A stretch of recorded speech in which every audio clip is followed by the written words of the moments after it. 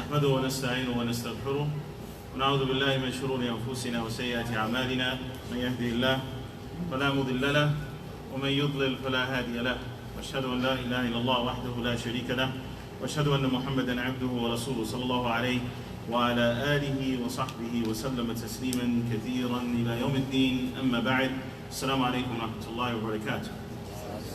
Before I introduce our guest physicians that are with us today, I'm going to ask the brothers to please come forward. The Prophet ﷺ, when he saw some of his companions, some of them sitting here, some of them sitting there, and he was addressing them, he said, مَا لِي أَرَاكُمْ عِزِيمٌ يعني مُتَفَرِّقِينَ. Why is it that you all is all spread apart? Bring it in, Jazakumullah khairan. Tonight, Allah subhanahu wa ta'ala has blessed us with a great opportunity to benefit from two local Muslim physicians. Alhamdulillah, to my right is Dr. Ali Faruqi, who is an anesthesiologist at Jefferson Northeast. Let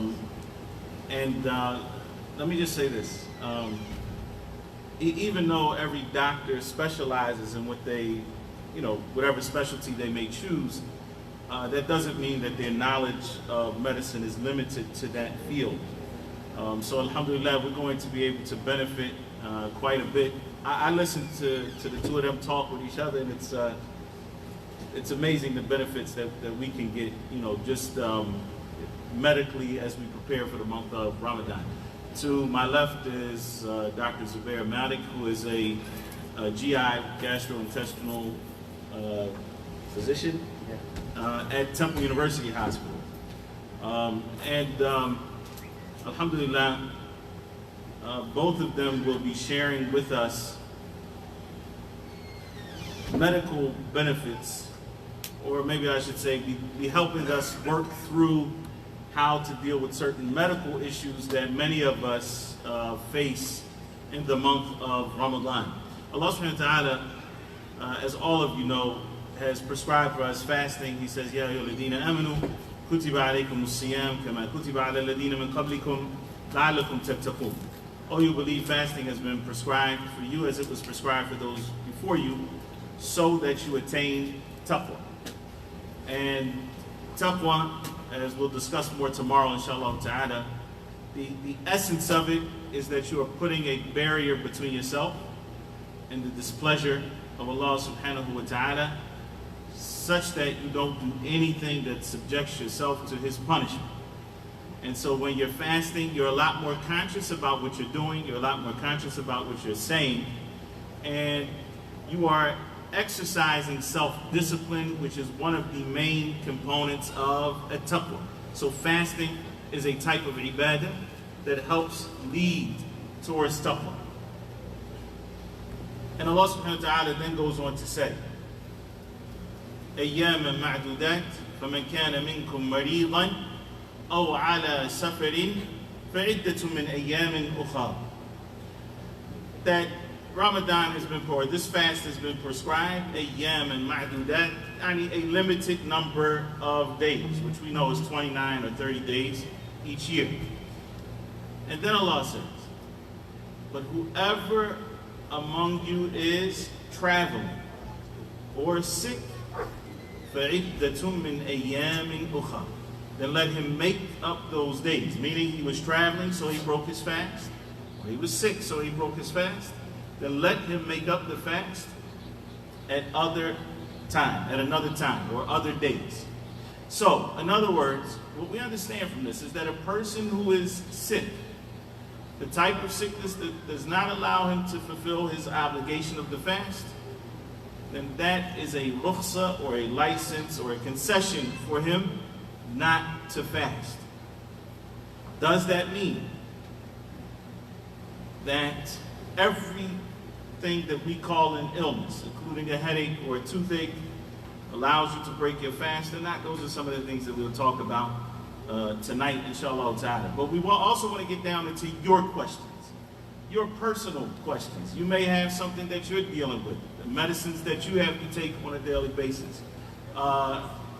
You may be dealing with a chronic illness. Any of those type of things we're going to be talking about tonight, inshallah ta'ala. And the floor will be open for questions. So I've already got some questions, and there are certain common issues that just about everybody is dealing with or knows somebody that's dealing with. So we're going to start with some of those questions that we'll pose.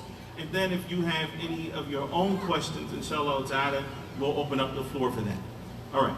So the first thing that we're going to talk about, and this is because of its prevalence, especially in our community, is diabetes and managing diabetes during the month of Ramadan. Just by a show of hands, does anybody here either have diabetes or have somebody in their household that is dealing with diabetes?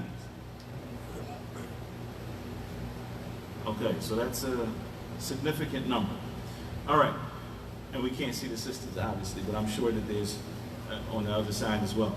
So we're going to start with that issue. Diabetes, as you know, people who have diabetes often have to do what? Take insulin, okay? Eat a couple pills. Okay, perfect. Alhamdulillah. So you kind of familiar with what's happening, and that obviously can have an effect on a person's ability to fast, and for many people it does. So I'll start off. I don't care who begins, but if you could just talk to us a bit about what is diabetes and how a person can best manage that in the month of Ramadan. Bismillah wa salatu wa salam ala Rasulullah. Firstly, I want to say I'm honored to be here and humbled to be able to try to help you guys answer some of your questions. And you guys hear all the time that the best of speech is the speech of Allah, so that's what I'm going to start with. I'm going to tell you something that is going to be concise and it'll cover a lot of the questions. It's a story I came across. It's one of the doctors of Harun al-Rashid, who was one of the Khalifas in the Abbasid period. He had many doctors, as people who are kings do, and he had many physicians, and one of his physicians was a Christian physician. And he also had scholars around him, other than being a learned person himself. And so this Christian doctor asked one of the scholars there, you have your holy book, and in the whole book there's nothing about medicine at all. Not a single verse in the Quran about medicine. And the scholar, the alim, he said, no, rather Allah covered all of medicine in half of a verse. All of medicine in half of a verse. And he said, it is وَكُلُوا وَاشْرَبُوا وَلَا تُسْرِفُوا إِنَّهُ لَا يُحِبُّ الْمُسْرِفِينَ. Eat and drink, but don't go to excess, don't go to israf. إِنَّهُ لَا يُحِبُّ الْمُسْرِفِينَ. Allah doesn't love the people that go to excess. But if you look at all the diseases that we're plagued with in a developed society, they're tied to going to excess in eating, in drinking, and other affairs. So I think if we focus on that, a lot of your questions will be answered. And specifically as it relates to diabetes, we have to know that diabetes is mainly of two types. People that are insulin dependent and people that are not insulin dependent. So the two are different, and it makes a difference in terms of the recommendations that we give.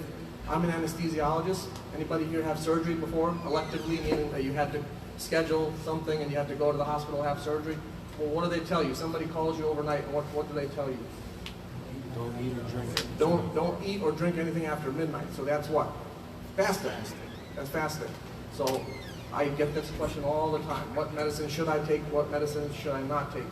So in regards to diabetes, if you're on insulin, I would say the easiest answer that I can give you is that you should not fast, with little hesitation. Unless you have a very special case, I think for me it's very simple. We do it on a medical basis when people need it for necessity, but they come in immediately and we check their sugar and we can deal with any issues. Meaning I can give somebody who comes in, their sugar is 50 and they're feeling sweaty, I can start an IV and give them something. And by doing that, in my opinion, their fast breaks.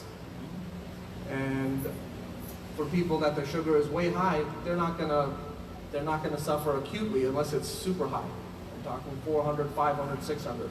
If you've had that problem before, we can take your question. But most people, their sugar is within a normal-ish range. Even though it's high, your doctor may not be happy that it's 250. You're not going to get any immediate harm from your sugar being 250 or 300. So if you are in the insulin-dependent group, I would say you should probably abstain from fasting unless you can convince a few doctors that, hey, I can do it safely. Because there are 2 medicines that kill people in the hospital with mistakes and with people given the wrong dosage more than any 2 drugs. And the #1 drug that does it is insulin.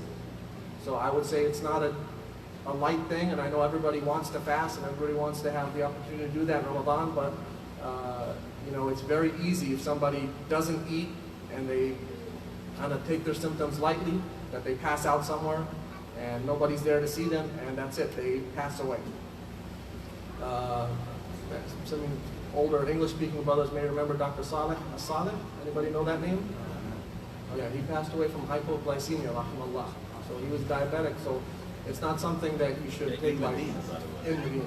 So, people that are not insulin dependent, you're on pills like metformin, other pills, you can fast safely, but it depends on what you're taking, and you should adjust your medicine. So there are different types of medications. Some pills will not lower your blood sugar. They work differently. Some pills, they sensitize or increase the sensitivity in your body to take up more insulin. But your sugar can never go below or won't go below a normal level. Those are okay to take. But there's some other drugs like glipizide, other drugs that make your pancreas secrete more insulin. Those things, they can drop your blood sugar. So those can be dangerous if you're fasting. So it really depends what you're taking. And I would say if you're unsure, ask your doctor about, is it safe to be fasting on a daily basis? I'm sure they'll be happy to answer your question, and we can answer your question to the best of our ability if we know it. And if we don't, we'll refer you to somebody. So just to add a few points to that, inshallah. Slightly different view on some of that, but we can discuss further, inshallah. But so one of the things that Jazakallah khair, bismillah, alhamdulillah, salatu wassalamu ala rasulullah wa ba'd. Jazakallah khair for allowing us to be here, inshallah. It is a blessing for us to be able to discuss with everybody, inshallah, and to benefit before Ramadan starts. So one of the things with fasting is, particularly with people on insulin, there's 2 different types of people on insulin. There's type 1 diabetics, those who are either born with it or develop it at an early age. It's more of an autoimmune disease where your body is fighting itself. And then there's type 2 diabetes that comes with age, weight, eating habits, things like that, too much sugar intake. And they are managed slightly differently as well, even if people aren't insulin for both of those.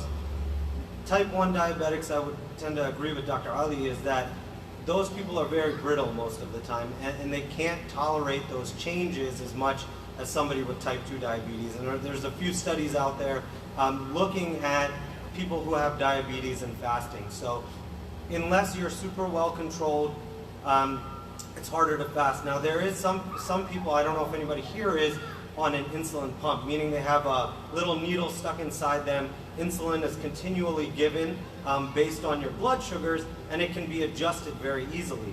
Sometimes that's actually been shown to be the safest way to fast, because it's a very short-acting insulin, and some of the sensors respond and change to your sugar, and you can monitor your sugars. One of the things that I read from many of the scholars is that people who do fast need to be very accurate with their blood sugar monitoring. So you need to be able to check your blood sugar throughout the day. If you're not willing to check your blood sugar throughout the day, then fasting isn't for you, because you don't know where you're going to go with that blood sugar. 2 is that there's some people that feel when their blood sugars are low, and there's others that don't. If you are a person that can't feel when your blood sugar is low, you don't feel anything, and then all of a sudden you're out. You don't know anything. There's other people that when it starts getting a little low, they get sweaty, they feel something's wrong, and they know it's going to happen. So for those that don't feel it, maybe for them it's better not to fast, because they're not going to know when they get to that point, whereas those that do feel it may have a little bit of a buffer zone in there to try and protect themselves. If they start feeling something, check your sugar right away, and if it starts getting low, break your fast. So that's some of the things that I saw about it. Again, with medications by mouth, there's typically, you just adjust the doses a little bit, adjust the timings, but that's usually a little bit easier to tolerate. But with insulin, particularly if you use like a long-acting insulin at night, sometimes you decrease the dose. The one thing I personally would recommend, and I haven't necessarily read this anywhere, but these are some of the things you don't want to try out on Ramadan day 1. You want to try this 1 to 2 months before you start fasting. Have your blood glucometer with you. Check your blood sugar every hour. If you're going to be one of those people that's going to try and fast, in consultation with your doctor, because everybody's different. How their sugars are managed, how low or high their sugars go, you have to be able to talk to your doctor about this. If you try it out, you give yourself a half day first to see what your sugar is going to do and then break your fast. And then build up to the point where, okay, I'm doing this on a few days in a row without issues, maybe I can fast Ramadan. Or I can't even get to the end of one day, I'm not going to try this Ramadan, maybe I'll try for next year or something like that. So those are things that you should look at as well when it comes to diabetes. So I think somebody asked about the proof for the quote. It's in Surah Al-A'raf. I don't know what it says proof, don't eat and drink it. That's in Arab. Yes, Surah Al-A'raf. Ya bani Adam khudhu zinatakum, which all you brothers do more than any other masjid, I would say. Take your adornment when you come to the masjid. Wakulu washrabu. Eat and drink. Wala tusrifu. And don't go to excess. And the other quote, if you're interested about the story about Harun al-Rashid, is mentioned by Ibn Muflih, who's a Hanbali scholar in the Adab al-Sharia. Exactly. Okay. I'm just going to take the liberty here to hijack the questioning. So bear with me. Because since we're talking about diabetes, in general, what advice do you have for managing kidney health so that we avoid chronic kidney disease, which is very common in some communities? I just think that it's important for all of us to kind of just be a bit more aware of these things. A lot of people don't start thinking about this, until they're already in it, until they're already close to having kidney disease or something like that. So what are some of the things that we can do, and how is there anything that Ramadan might promote? I mean, just the different eating pattern, for example, that may promote better kidney health. I would say it depends on the stage of your kidney disease. I'm not in the front. Let's just say there's no kidney disease. No kidney disease. Unfortunately, the best thing for kidney health is drink a lot of water. So that will not help you in Ramadan. So I don't know of any particular benefit to fasting in terms of kidney health, but maybe Dr. Zubair does. But in terms of kidney health, if you've had kidney stones or you've had just medical kidney disease, they'll recommend that you drink a lot of water. So obviously that's something, in the period that you're able to eat or drink, that you make up. And you make sure you stay hydrated in the period that you are allowed to, eat and drink. So I would say that. But in terms of the benefit of fasting itself on the kidney, I don't know, to be honest with you. So my understanding of that is, I agree with Dr. Ali, water is the best thing for your kidney, particularly if you don't have kidney disease yet. If you have diabetes, controlling your sugars are very important, not letting them get out of control. Keeping a low salt diet, low sugar, those things can also affect your kidneys. In Ramadan, we're gonna naturally keep our sugars low most of the day. One of the things that we need to try and do, all of us, not just those with health disease, but those with issues with diabetes or any other health problems, is watch your meals when you do break your fast. When it's permissible to eat at iftar, at suhoor, or in the night while you're eating, don't eat large excessive amounts. Eat small, moderate amounts. Stick with the healthy foods. A lot of us in Ramadan go to the fried foods right away. We go to the unhealthy stuff right away. We eat all through the night, and we don't monitor what we're doing. So sometimes that can actually push us the other way. That's why there's so many reports of people gaining weight during Ramadan, is because their unhealthy habits are so much greater through the night, and they're less active during the day when they're fasting because they don't want to do as much. So it's important for us to try and watch our diets, keep the sugars to a minimum, eat the healthier foods, and those things can promote kidney health or any other health. Improve your diabetes, improve high blood pressure, and the likes of those things, as long as you're staying with the proper diet. Go ahead, you have a question directly related? Yes, yes. I didn't. Go ahead. Was you doing Q&A afterwards? No. Okay. My question is. My question.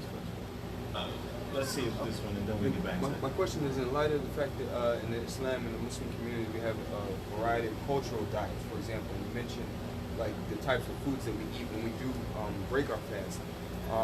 As far as like a lot of the starchy foods, and you mentioned the fried foods, can you give some advice to the brothers and sisters as far as what type of nutrient-dense foods are more appropriate for us in our systems, when we do break our fast, being as though... So to sum up the question for those who were not able to hear the question, the questioner is asking, or basically stating that you mentioned some of the foods that we should avoid while we're fasting, not while we're fasting, but as we break our fast, we should avoid all food while you're fasting. But when we break our fast, and how certain habits that we may carry over with us throughout the night and eating all the time and so forth. But can you recommend any alternatives, things that are rich in nutrients and that will help to sustain sustain our health throughout the day once we for support, for example, or when we break our fast, so that we can have some clear ideas of the alternatives. So there's a number of things you can do. So obviously look to the sunnahs of what I would tell you. Many things that the Prophet mentioned are being explored now that can help with sugar control, that can help with a lot of things that we're learning about now, that the Prophet told us about. For example, cinnamon. You may have heard something that cinnamon helps regulate your blood sugar.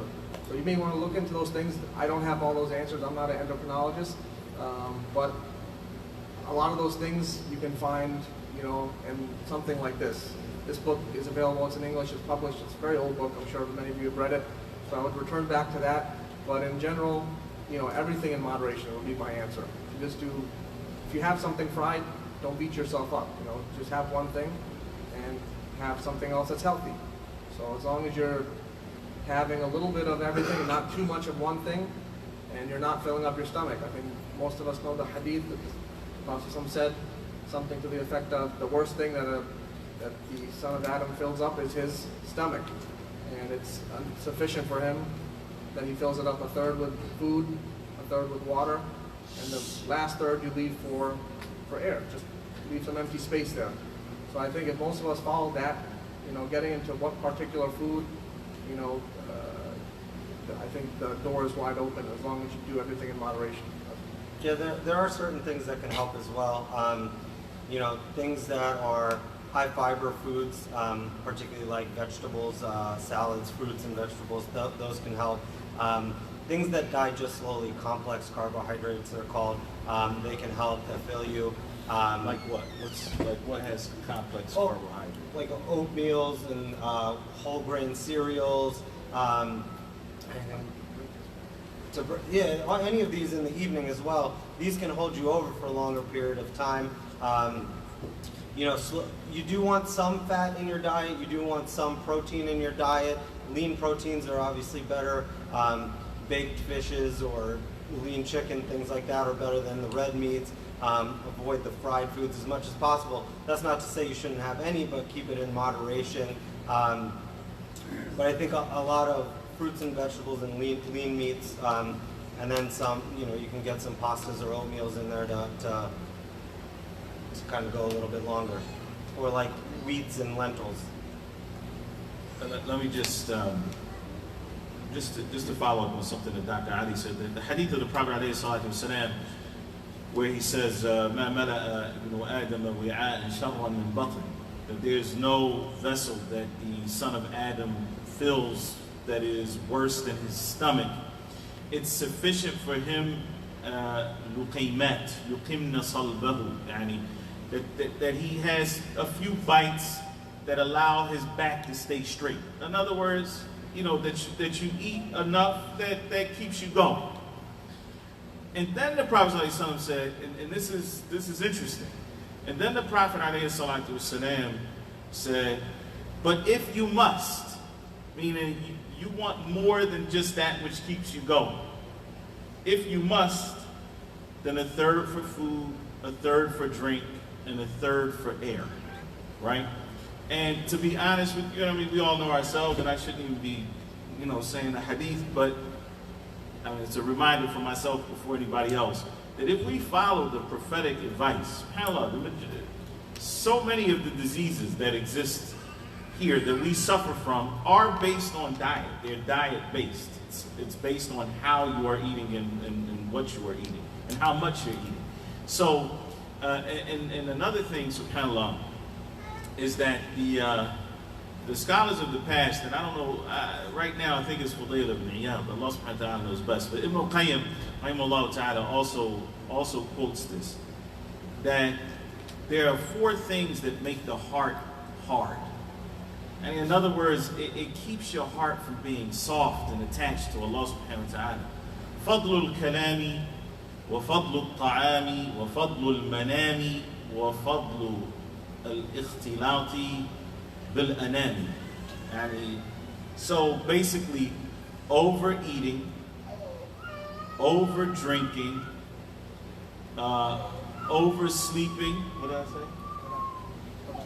Over talking too much, overeating, oversleeping, and over socializing. And these 4 things kill your heart. They make it hard. And so, keeping that in mind when we talk about eating, Ramadan is even though maybe not specifically to, you know, to your kidney or to your heart or to your liver, but Ramadan is a time when you can actually scale it back, because the reality is that your stomach is going to shrink, and as long as you're not filling it all the way up again, you won't even feel a need to eat as much as you used to eat to feel satisfied. And so portion control becomes a lot easier in Ramadan. Like, you can actually use that time of the year to begin that intentional portion control. It'll be a lot easier than any other time of the year. And Allah knows best. There was a question that came about diabetes, so we'll go to that and then we'll come back to this. The questioner asked if a person is hyperglycemic, that means your sugar is high. If you fast without taking medicine until the blood sugar regulates for the day, is this permissible? I.e., the blood sugar normally is 300 plus. Can fasting actually help regulate blood sugar? Again, I'm not an endocrinologist, but sometimes when you naturally fast at night when you sleep, the endocrinologists talk about 2 effects. One is called the Samoji effect, and the other is called the dawn effect. And quite the opposite. Your sugar, even though you're not eating, can actually go up overnight. So when you wake up, you'll have a higher blood sugar, even though you haven't eaten anything all night. So it really depends on your circumstance and your situation. That's a question for an endocrinologist who knows your pattern. If you have, it depends on what meds you're on. But in general, can it? Yes, it can. And along those lines. Two-part question.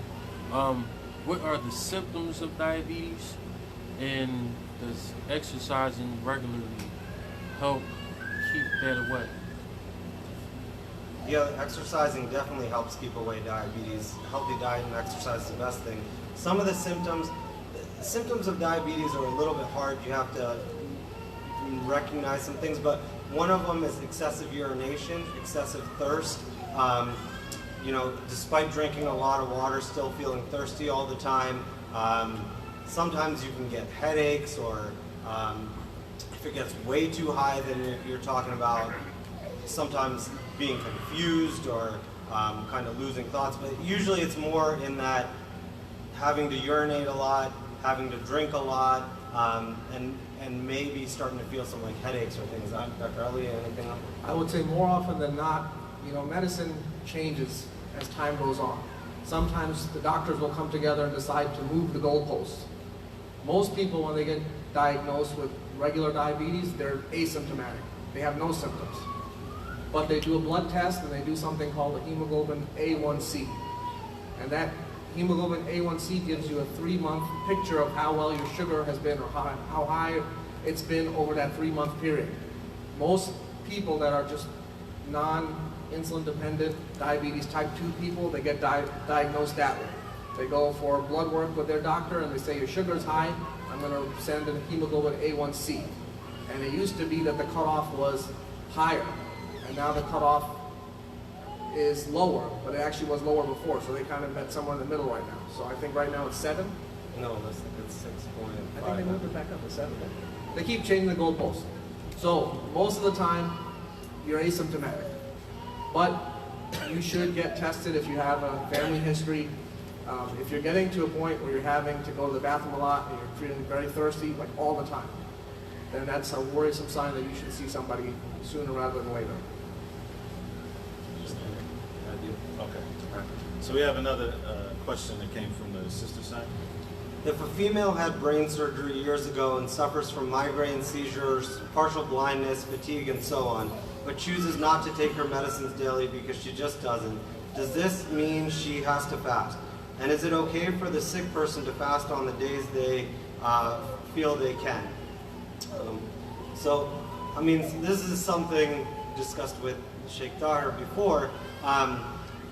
Just because you can't fast one day doesn't mean you don't have to fast all of the days.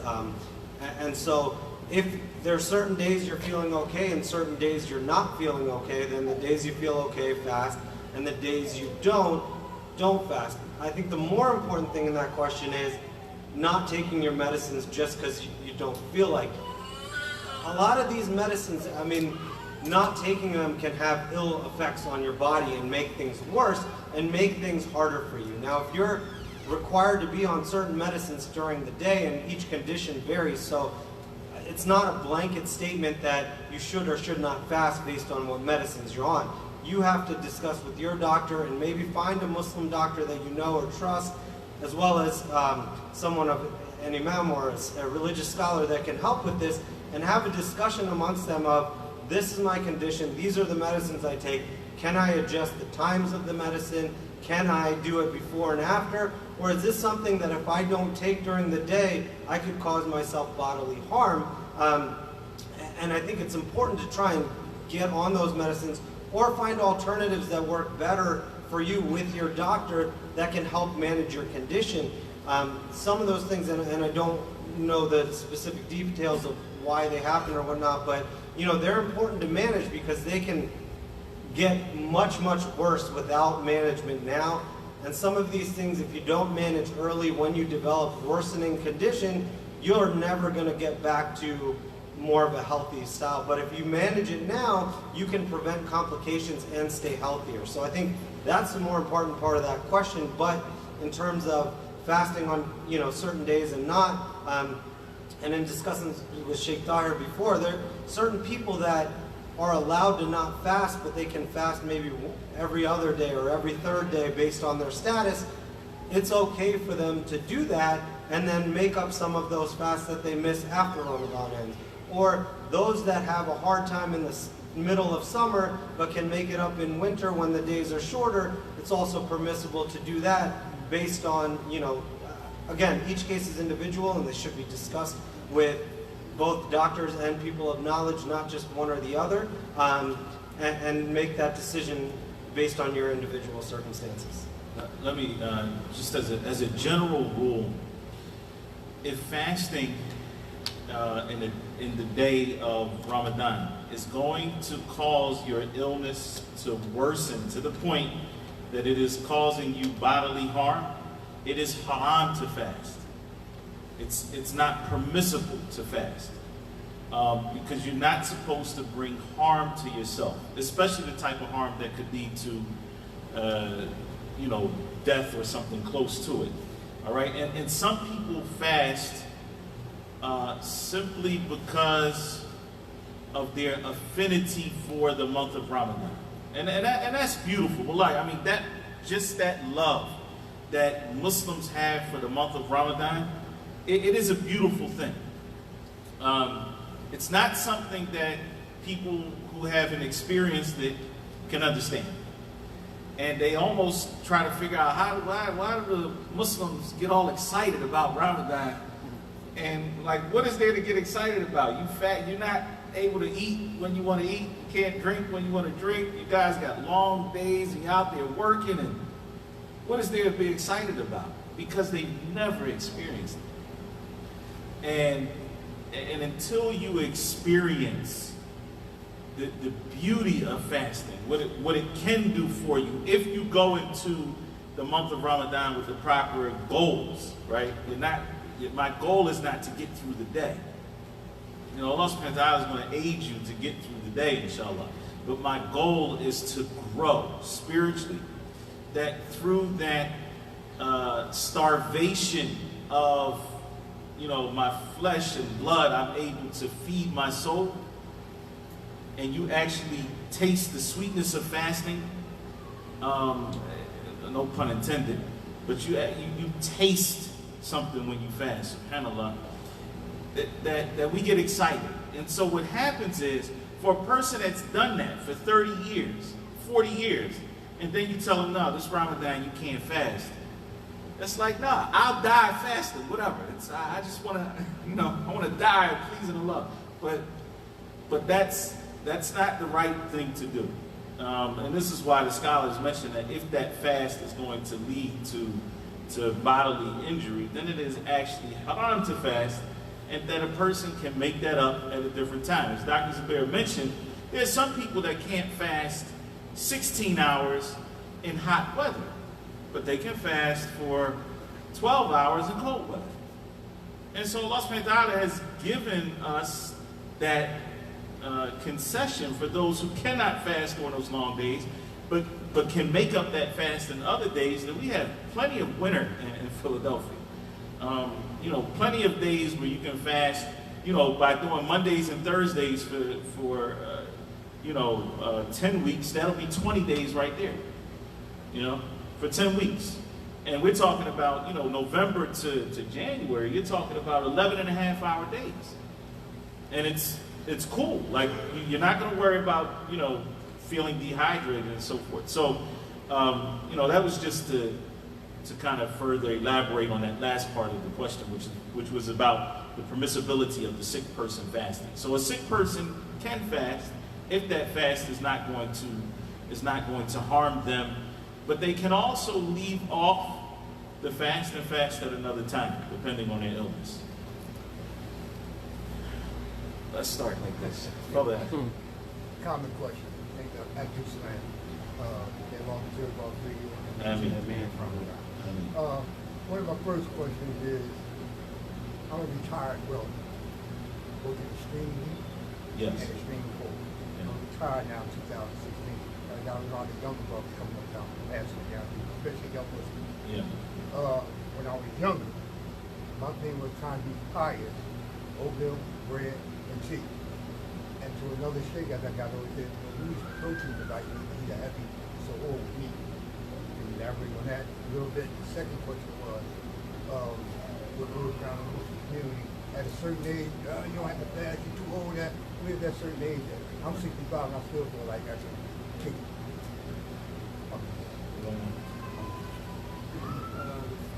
Again, in terms of what to eat, it really depends on a different person. If you were diabetic, if you had issues with your cholesterol, it would really depend. But again, the safest thing is everything in moderation, and use things from the sunnah, things that are like superfood, like a date. You know, Talmud has, other than sugar, carbohydrates, and potassium in there. There's other things that you can benefit from. And the sunnah is to take an odd number of days. So I would recommend that. What was the second part of your question? Age. Oh, the age. Whether you're too old to fast. Yeah. I was going to say, like that. Your second question about age and finding difficulty. The level of difficulty is different person to person. And Allah Azza wa Jalla says that when He says, وَعَلَى الَّذِينَ يُطِيقُونَهُ fidyatun ta'amu miskin. And those people that can, but with difficulties, they fast, the solution for them is fidya. They give food to a poor person for each day that they didn't fast. Allah didn't say if you can't fast, absolutely. He said you can do it, but with difficulties. So you see, it's and that's the wisdom, I think, of the wording. You see, Allah chose the best of words. He didn't say people that are X, Y, or Z. He left it pretty, open. Each person can apply their own situation to that. So for you, a 65-year-old, you can do it with little difficulty. Somebody else might be able to do it with a little bit more difficulty. But somebody who's your same age but has a lot of other disease, And had a liver transplant. yeah, they have liver transplant, they have some other things going on, the level of difficulty for them may be significant. Even though if they do it, they could worsen their health, or they could, be comatose if the sugar is too low, or they could end up dying. So it really depends in terms of the level of your difficulty. And I'm sure we'll get to breastfeeding, but the same thing applies. If the woman, like Allah says, وَالْإِنسَانُ عَلَى نَفْسِهِ بَصِيرًا. Each person knows about themselves the best, more than even your doctor knows. If you tell your doctor your symptoms, and they give you some feedback based on what you tell them. So if you feel like you can do it, you're the most knowledgeable person in that regard in terms of your ability, feeling the strength. That's what I would say. But yeah, so but everybody's different, and one woman, let's say, if she breastfeeds, she feels like she can do it. She's different than another woman who, feels she can't do it because she is afraid for herself or for her breast milk. So I would say it depends on the situation and on you, on what you think your ability is. Yeah, there's no particular age. It's just, health circumstances at those age. There's 85-year-olds that walk around with no medical problems, and they have no problem fasting. And then there's 35-year-olds with several medical problems, and it's as if they're old and can't handle it. So it's really each person's condition more than the age. And then, in terms of the working in extreme heat and cold, I read something about, if you're going to end up in the hospital from working in extreme heat or cold, that's one thing. But as long as you're not, that difficulty, you just have to try and train your body, really hydrate at night, take in foods that'll sustain you through the day. Dates, honey is also good. Honey has slow release sugar that releases throughout the day, rather than like just a spoonful of sugar that gives you energy now but goes away later. So things like that will help you out if you work in those difficult conditions. Inshallah, Allah rewards you for the hardship that you go through during the day of fasting. One second, because I do want to address this, the issue, since Dr. Ali brought up the issue of breastfeeding. Just some advice from a doctor who happens to also be a midwife. Pregnancy and breastfeeding. The usl is to fast, meaning that whether a person who is breastfeeding or pregnant, a woman who is breastfeeding or pregnant, or a person, I don't know, law in 2019.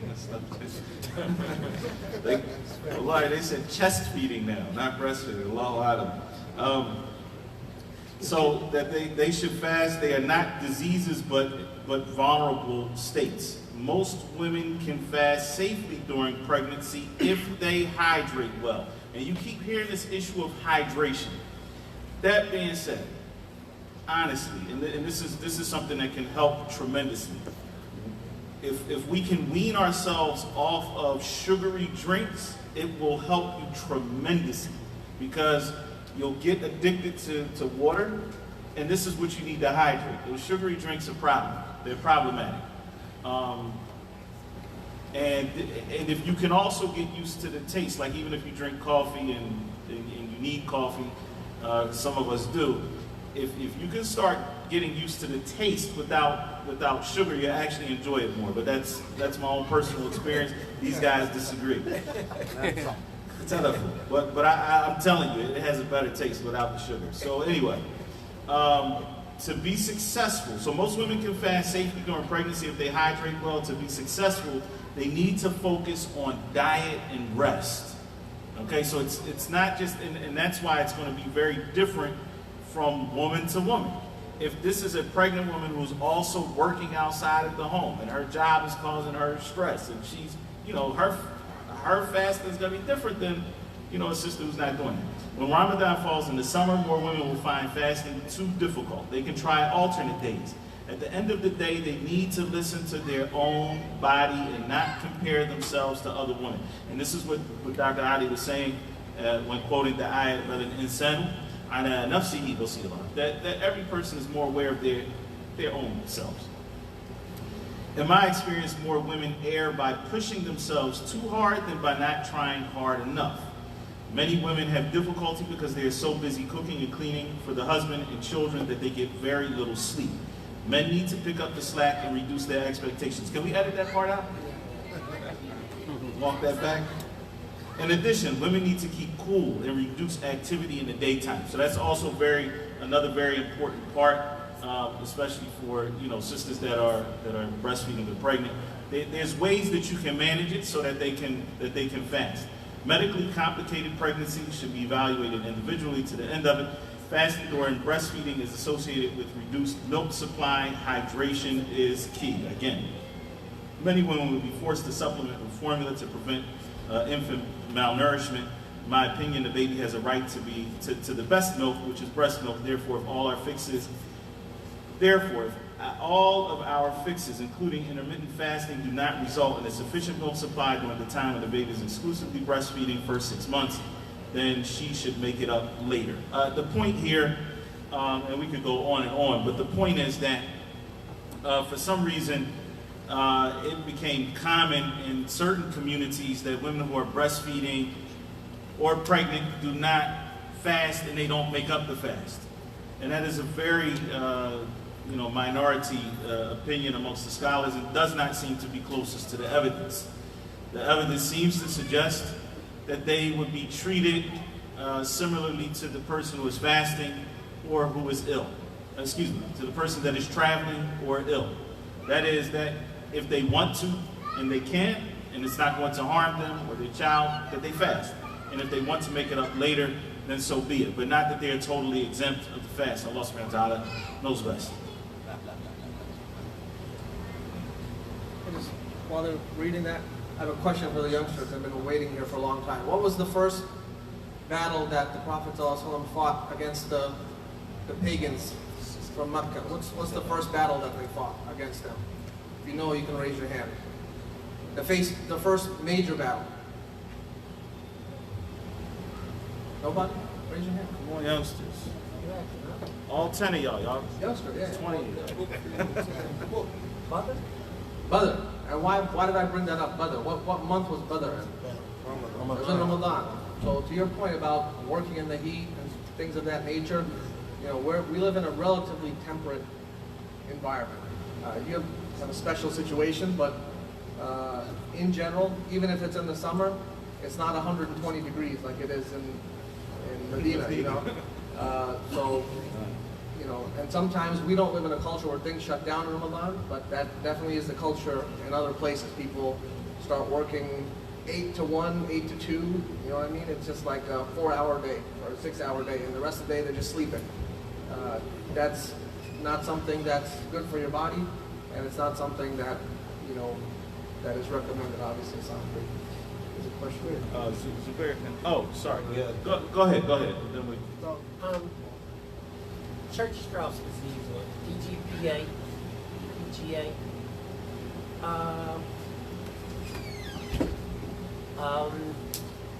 I find that I feel better when I don't eat.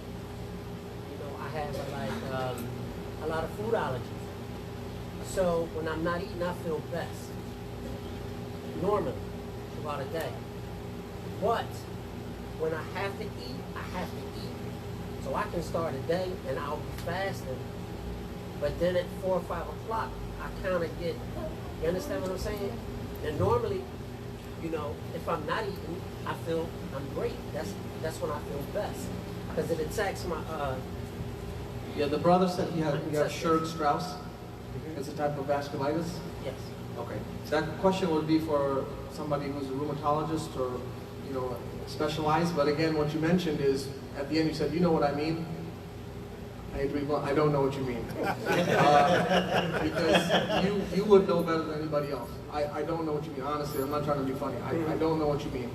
And if the difficulty is that it hurts, or I don't know. It really depends. So maybe I'll let Dr. Zubair answer. Yeah, I mean, with some of these vasculitic diseases, I guess blood flow becomes an issue. And sometimes lack of hydration or hydration, wherever it may be, affects how blood flows. I think part of that can affect whether, when you feel hunger, I don't know if you feel like pain, or is it different than pain? It's not really pain, but I can just tell that I need to eat. Yeah, and if you don't eat for a while, does it cause you any trouble, or it's just you feel like you need to? Pain comes.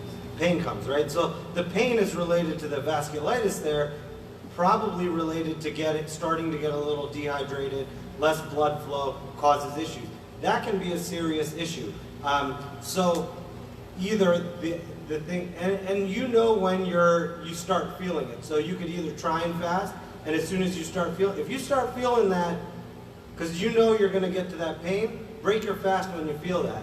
If it would be better for you to wait till the winter, then wait till the winter. You're not going to get as dehydrated with the heat.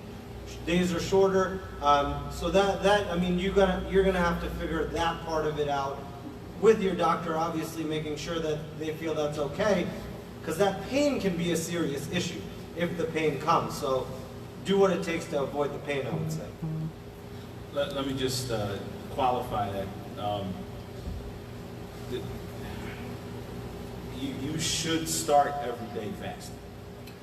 All right? And so if you get to that point, as the doctor mentioned, where it's going to become problematic, if that's what happens during that day, then at that point you break your fast. You understand what I'm saying? Absolutely. So in other words, you're going to intend to start your day fasting. And then you never, like you said, you don't know. You do know that when it's time for you to eat, you have to eat. But that time may not actually be until, let's say, 10 minutes before Maghrib. And then you can hold out for that 10 minutes, inshallah, and you'll have fasted that day. So excuse me. So on that day that I break, would I make that day up? Yes. On the day that you break, even if you fasted more than half the day, you're going to have to make that day up. And so you'll wait till the winter time, inshallah, if that is something that is possible. If it's to the point that even in the winter, it doesn't work for you, then that would be the type of chronic illness where you would wind up feeding a poor person for each day, and you will avoid the fast totally. Let me just say this too on another note. For those who, that was indiscriminate. For those who are not fasting during the month of Ramadan, don't feel bad. I mean, meaning that you were trying, you want to fast, but you can't. There's still so much else that you can do besides the fast. You can, number one, you can lower your food intake, not because you're fasting, but just because you want to be healthier. You don't want to be as satisfied. Because, again, you don't want to get to that point where you're overeating. We all know that if we overeat, what comes next? Laziness. The itis, as the doctor said. So it's real, and then you just get lazy, and then you want to, if you eat a whole lot. This is one of the, also some of the hikmah that you have to look at. When you break your fast, not eating too much because it makes you lazy for Isha and Tarawih. Think about the days when you just, one of those days when somebody invited you over and they just had the whole spread out. You just couldn't resist. How do you stand in Isha and Tarawih? It's not the same. You don't have that same energy. So during the month of Ramadan, even if you're not fasting, but you lower your intake of food. And number two, read the Quran more. Just do what is encouraged to do, because the month itself is blessed, even if you're not fasting. And so you're increasing your reading of the Quran, increasing dua. And if Allah subhanahu wa ta'ala blesses you with wealth, feed the Muslims, because every Muslim that you feed for iftar, you'll get the reward of their fast, even though you weren't fasting. And so Allah subhanahu wa ta'ala will bless you with the reward of 100 people that you fed for iftar or otherwise. Allah subhanahu wa ta'ala knows best. We've reached our limit. What do we do? 9:30 is what it says on the schedule. Oh, it said 9:30? That's what it says. Oh, okay. Alhamdulillah. All right. Tell you, we were going around. You what, Shaykh? Yeah, I come back. Oh yeah, we have a lot of questions from the sisters. Ladies first. Ladies first. That's all right. And in general, to come back to your question again, and also other people that fast with difficulty and they may feel bad, like Shaykh Tahir said, you know, Prophet ﷺ said that Allah loves that you take his rukhas, his concessions, just like he loves that you leave his azah. إن الله يحب أن تؤتى رخصه كما يحب أن تؤتى عزائمه. لا في رواية. The one I'm talking about, yeah. Yeah. طيب ماشي. The one I'm talking about is in Ahmed and Tabarani. So Allah loves that you take his concession. If Allah gave you a concession and you're not sure, is it difficult, you have some difficulty, consult with your doctor, because some things like a vasculitis or somebody's had a blood clot, when you get dehydrated, your blood viscosity goes up, and there are certain things that can precipitate having a thrombosis or a blood clot.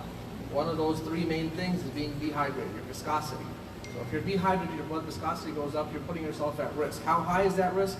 Or what is the elevation in risk? Allahu A'lam. But is it elevated? Yes, for sure. Things like Strauss, things like lupus.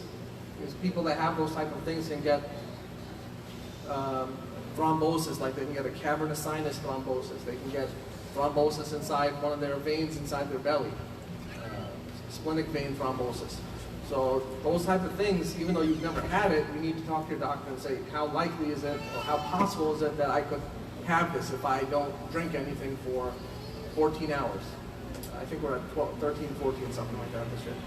But, so, you know, you want to do what you want to do, but also part of being healthy is preventative health. Even though you've never had those things before, you want to ask and see how possible is it that I could have a serious complication. And then sometimes those things are closer than you think, you know. I'll do the first question here about the stress test, because I do a lot of cardiac procedures. The brother or sister said, I have to get a stress test done, and they have to use a water-based isotope. Does this break the fast? They say, if you're unable to fast during Ramadan for medical reasons due to the length of time going without food, is this the same question? It's the same handwriting. It's a different question. Okay. Okay, so for a stress test, usually people are ordered a stress test because either they have symptoms, they're having chest pain, or they have an abnormal EKG and they have no symptoms. So it really depends on why you're having the stress test. But usually you're having it because your doctor is worried significantly that they think that you may be susceptible to having a heart attack, or you may have blockages that are silent. So being dehydrated and stressing yourself out by fasting, by doing something strenuous, by exercising, can precipitate that type of symptom where you get chest pain. So I would say if you're ordered a stress test, you need to talk to your doctor and ask them, is it something that I can, you know, do earlier before Ramadan, or can I do it after Ramadan? Meaning, is waiting 30 days a significant risk to my health? If they say, I need you to have this next week or this week, or I don't need you to wait, you need to have this done, then I would say you need to make up the date, and the amount of IV fluid you get with the isotope may vary. But at the end of the day, if you're getting an injection, in my opinion, there's a lot of discussion about whether it's nourishing or not nourishing, but there is a minimum component there that's water. So you're getting some amount of water. What's that? Saline. I mean, there's water there. So some part of it is nourishing, and if you're unclear, best to stay away from things that are unclear. You can make it up, as Allah says, and made it easy for us. No, that's good for that. I'm going to read the next one. I have a child with cystic fibrosis. He is 7.5. His mutation isn't like the average CF patient, every year he wants to fast. What advice can you give? You know, I think this is a little bit more difficult. Cystic fibrosis can vary in severity, so each case needs to be taken. How severe is the case? I mean, some people with cystic fibrosis live relatively normal lives, and others can't make it out of childhood and everything in between.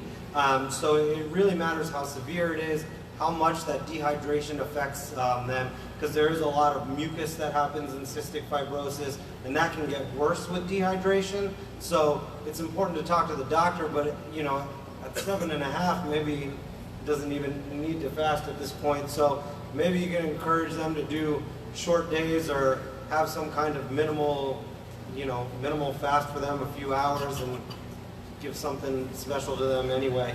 But that's what I would say for that. For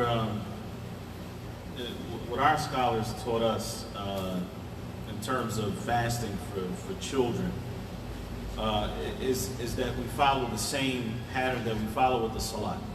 So just as we encourage them to pray when they are 7, we encourage them to fast when they are 7. But our encouragement for prayer at 7 is not like when they are 10.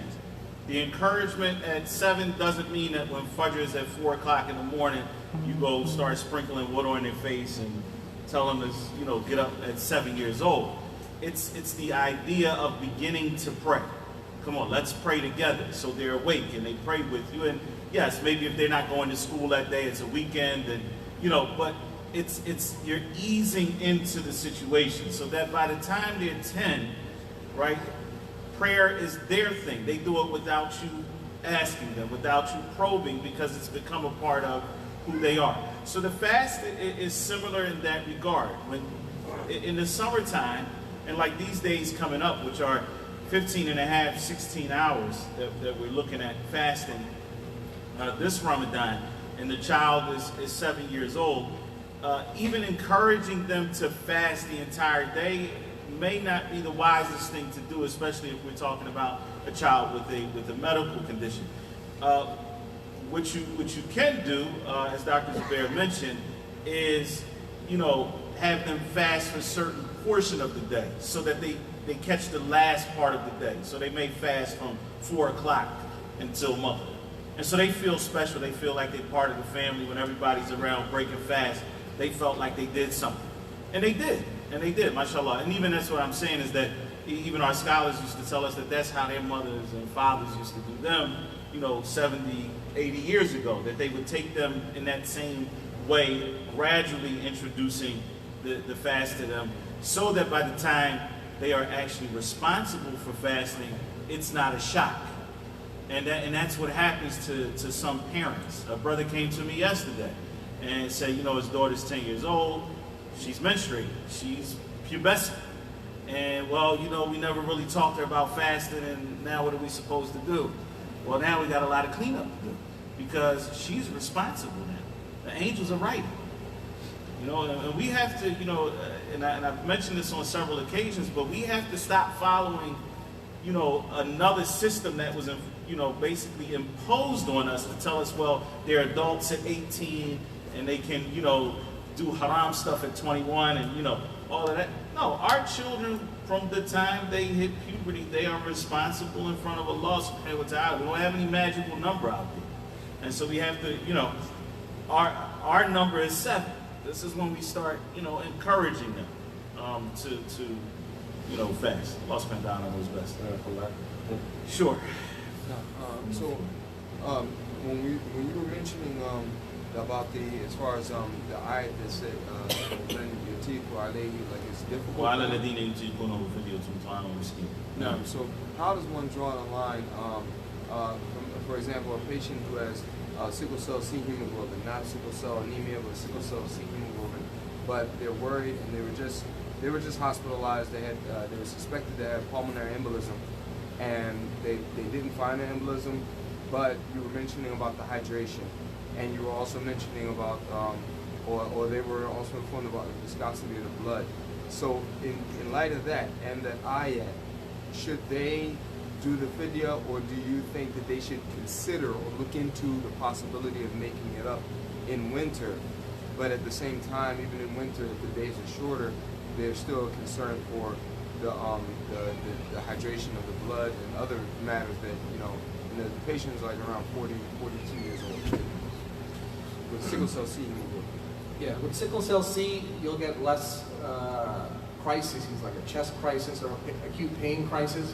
Not to say that it can't happen, it can still happen, so it really depends. If you've never had a crisis before, yeah, they've had acute chest syndrome. if the person's had acute chest syndrome, then I would say no, you should not do it, even in the winter.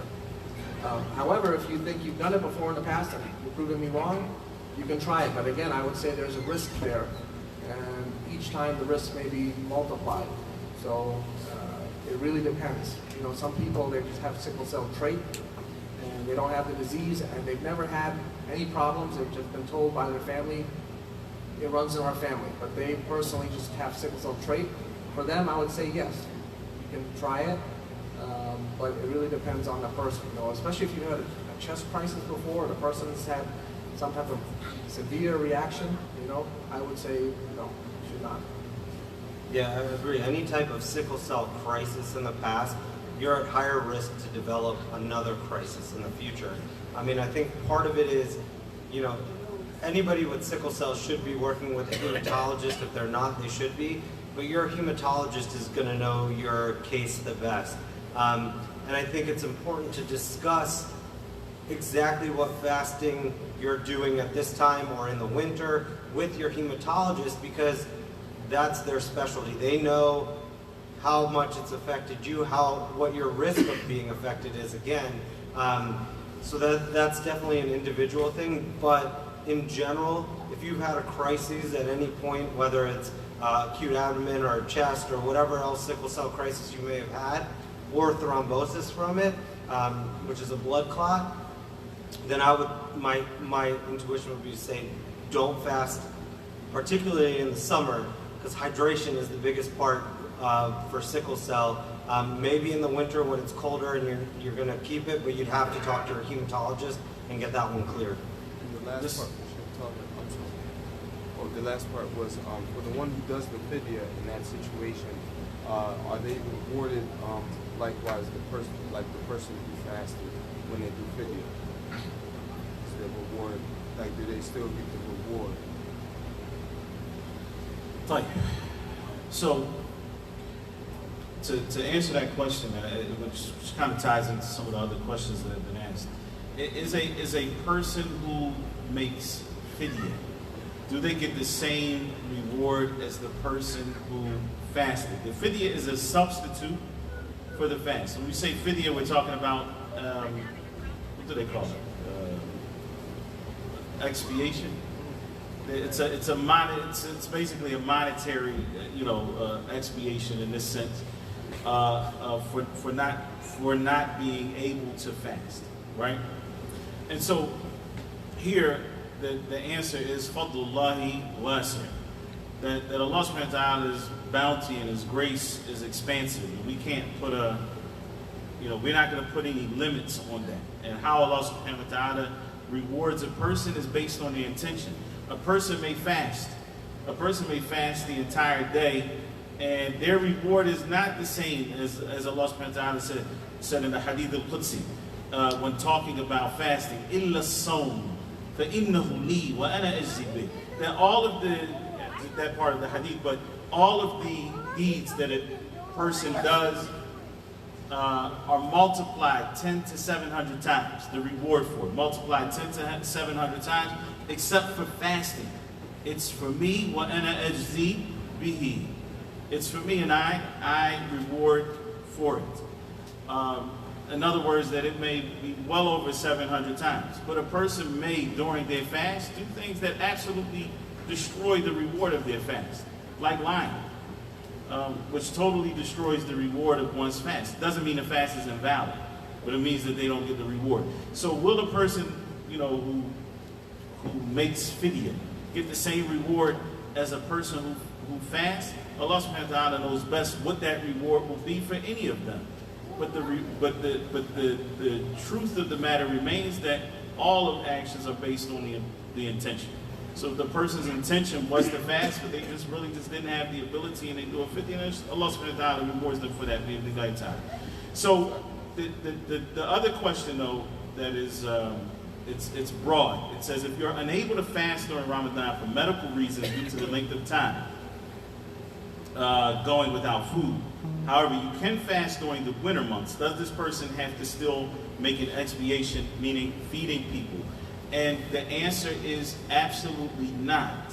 So if a person cannot fast right now because they're sick, for whatever reason it may be, it may not just be because of the length of time, it may just be whatever it is, and they make those days up later, as long as that is before the next Ramadan, then the only thing that they have to do is fast. That's it. All they have to do is make up the fast. There's no expiation and fast. But for those people who have chronic illnesses and they're never going to be able to fast, then for those people, they are to expiate for each day that they miss by feeding a poor person. And that is their way of making up for the fact that they were not able to fast. This is going to be the last question. Oh, we got, mashallah, the room came alive. Allahu Akbar. Okay. Okay, so maybe what we'll do, okay, so for the sake of everybody, what we'll do is we'll try to just take one more of the sisters' questions, okay? And then we'll pray. And then after the salat, the doctors will sit on the side, inshallah, and try to take as many questions that you have before we leave, inshallah. All right? Type. So take the sisters' questions because they won't.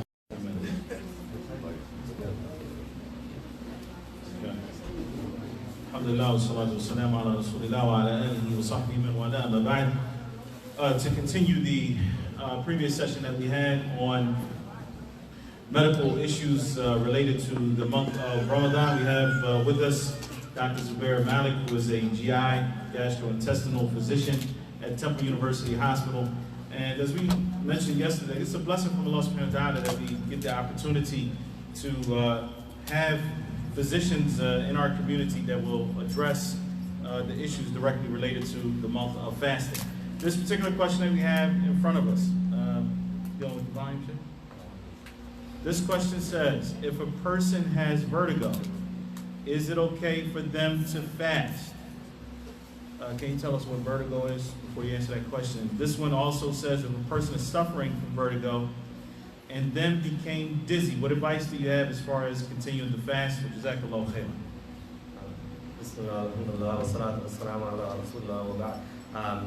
So vertigo is a condition that affects usually through the inner ear, leads to a lot of dizziness, but for some people it can be very disabling. They're unable to function, they can't walk straight, they can't do anything other than lay down. So part of it is definition of vertigo, what is causing it for you. Most people have something called benign positional vertigo. It's related to an inner ear canal issue, and there's essentially just some stones that form in the inner ear canal that can lead to dizziness. But for others, it can be through viruses. Some people think passing out is the same as vertigo. That's a whole different ballgame. So make sure that your diagnosis is actually vertigo. If you do have vertigo, again, it depends how serious your condition is. Some people, when they develop vertigo, they're completely disabled and they literally can't do anything except lay down and close their eyes. And for others, it's just that they feel a little dizzy, but they can carry on with their day. It's just uncomfortable for them. So you have to kind of judge how severe your issues is. A lot of vertigo, again, is related to hydration, and that's something we touched upon yesterday. So keep yourself well hydrated. I think for most people with vertigo that comes on once in a while, it's okay to fast. If you do start having dizziness, it depends on how much, how dizzy you get, how disabling it is for you before you decide whether or not to stop. But if it is getting to that point, then stop. I mean, the best thing I can tell you is keep yourself hydrated through the time when you are eating, and seek advice. If you're on medications, continue your medications. How does one stay hydrated? So for example, let's just say for like right now, Fajr is 4:40. If I wake up at 4:30 and I drink a gallon of water, is that the same as if I wake up an hour before and I drink a liter and then another liter, like I space it out? Yeah, it is better, as Sheikh mentioned, to space it out, to try and drink throughout the night. So from the time of iftar until suhoor, as much as you can, continue to drink. Try and avoid what? Drink water is the best thing for you. You know, some people will say like low-calorie Gatorade would be helpful for electrolytes, but if you're eating okay, you don't necessarily need those electrolytes, but that can be helpful as well. Sugary drinks are things to avoid. Sodas, juices that are high in sugar, you want to avoid those things. Anything caffeinated is actually can be bad for you because it can dehydrate you. It can lead to increased urination, which can dehydrate you. So you want to try and avoid those things and drink through the night. One of the things that's important with anybody that's fasting, but particularly those that have medical conditions, is to prepare yourself, as we mentioned yesterday as well. So if you haven't already started your preparation for Ramadan, start now. You're not going to be able to drink a gallon of water in Ramadan if you're only drinking one tiny bottle of it right now. So you need to start pushing how much water you drink, start cutting back on your sugary drinks now, so that when Ramadan comes, it's not so difficult for you. Next question. Is there a religious opinion on taking appetite suppressants during the month of Ramadan? So I did look into that as well. So there are certain medications that can reduce the appetite. Most of them that we know of are kind of like these herbal supplements. But regardless of what they are, is from the opinions that I've read, that as long as you take it when you're permitted to eat, there's no harm or there's nothing haram about taking those appetite suppressants.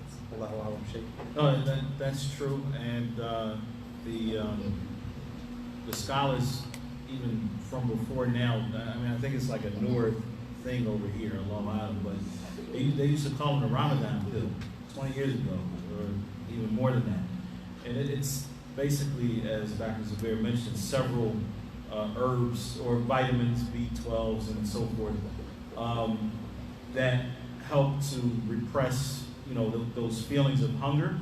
And so it's no different than choosing to eat right. So if you eat certain fibers that takes your body a longer time to break down, it's going to leave you feeling more satisfied and full for a longer period of time, as opposed to you eat some French fries for support, you know, and 20 minutes later, you know, you felt like you didn't eat anything.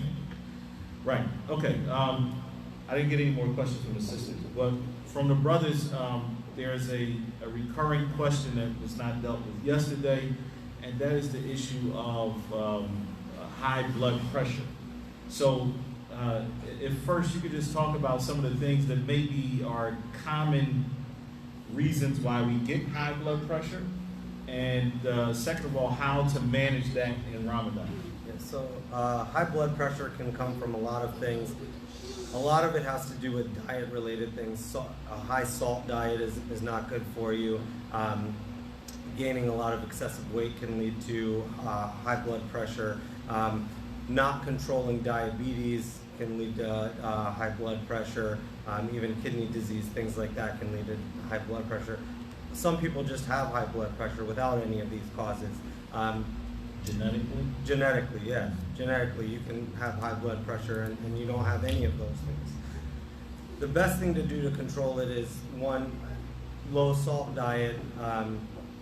Keep fluids in, but you got to keep the salt very low. Low fat diets are very important as well. In terms of medications for high blood pressure, there's different types of medications. Some of them you take once a day, some of them twice a day, some 3, some even 4 times a day. And it depends what medication regimen you're on. If you're on medications that are once a day, then there's no problem with maintaining your fast. Even the medicines that are twice a day, although it's not exactly 12 hours, most of the Muslim doctors will say that it's okay for you to take it 16 hours and then 8 hours apart rather than 12 and 12. You know, so that I think is one of the things here in particular. If you have certain conditions where you're on medications 2 or 3 times a day, seek counsel from your physician. But if they're not a Muslim physician and don't understand Islam, try and find a Muslim physician that can help guide you through that process, because there are some medications that you can absolutely not veer from 12 hours apart. And there are certain medications you can't veer from 8 hours apart, where most of the other ones you can. You can change it to in a few hours off is no problem. So for the most part, high blood pressure medicine, you just need to continue through Ramadan and adjust it slightly for timing. Okay, we have 1 minute and 16 seconds left, and I'm sticking to that. Here, it says, can you repeat what you stated about migraines and also about the sister with cancer that's taking meds? Apparently the sister that beat cancer, alhamdulillah, and she's taking medication. The live feed cut off last night. So in terms of migraines, there's different levels of migraines, whether how you feel them. So some people have severe headache and they can't function, but what they do to get rid of their migraine is to go lay down in a dark room, turn off all the lights, close their eyes, and just lay there. If that's the case, you don't necessarily have to break your fast. While as other people, they need to take medications immediately to try and break that cycle of migraine. So if your migraine is something that's disabling to you, meaning you can't function, I mean, that's, from my understanding, Shaykh, and you can correct me, that's one of the things that can be considered a reason to break your fast. So go ahead and break your fast in that case, unless your treatment of it is something that doesn't require you to break your fast. In terms of cancer, we mentioned cancer. This was the sister. The sister that beat cancer that wasn't taking medications. She wasn't. This one was taking medicine. Was taking? Yeah, she was. She had it in September, and then alhamdulillah she was diagnosed. Oh, okay. She beat it, and she's just taking medication. Just taking medication. But so she didn't mention the frequency of it. So it depends on the frequency of the medications and what that medication is. If it's a medication that you take once a day, no problem. Take it at suhoor or iftar, whatever timing works for you. Also, you can, if it's a twice a day medicine, again, some of them it's okay to adjust the timings a little so they're not exactly 12 hours apart. There's certain medications though that if you don't take 12 hours apart, your levels of that medication start changing, and it can affect your body. So you need to figure out exactly what medicine is. Is it something that you can adjust the timings for a little bit or not, and then continue based on that. Let me just say, as a reminder, as the doctor is saying, you can break your fast and then do what? Make the day up later. Not just that you break your fast and there's no repercussions to that or no consequences. The consequences that you make it up later. Those are for illnesses that are not chronically disabling, that do not chronically prevent you from fasting. As for people who have illnesses that chronically prevent them from fasting, then those people are excused from fasting, and they are to expiate by feeding a poor person for each day of the fast that they miss, so 29 or 30 days, depending on that year, depending on how long Ramadan is that year. Again, we want to thank Dr. Zubair for coming and addressing these questions. This, in fact, at least based on the feedback that we got from yesterday, is quite unique in our community to have these issues addressed by a medical professional. And we pray that Allah subhanahu wa ta'ala blesses all of those who made this event a reality. And we also remind you that tomorrow, inshallah ta'ala, starting at 2 o'clock,